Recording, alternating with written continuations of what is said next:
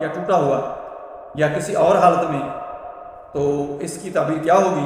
حضرت دانیال علیہ السلام نے فرمایا ہے کہ اگر کوئی شخص ایک پاؤں کٹا ہوا یا ٹوٹا ہوا دیکھے تو دلیل ہے کہ اس کا نصف مال ضائع ہوگا۔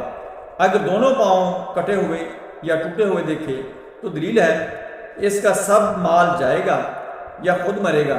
اور بعض اہل تعبیر کہتے ہیں کہ اگر کوئی دونوں پاؤں شکستہ یا کٹے ہوئے دیکھے تو دلیل ہے کہ سفر کو جائے گا۔ اور اگر دیکھے کہ اس کے پاؤں لوہے یا تانبے کے ہیں تو دلیل ہے کہ اس کی عمر دراز ہوگی اور اس کا مال باقی رہے گا۔ اور اگر دیکھے کہ اس کے پاؤں کانچ کے ہیں تو دلیل ہے کہ اس کی عمر جلد ختم ہو جائے گی اور مال نہ رہے گا، مال ضائع ہو جائے گا، کیونکہ کانچ کو بقا اور طاقت نہیں ہے۔ اور اگر دیکھے کہ اس کے پاؤں شل ہیں تو یہ اس کے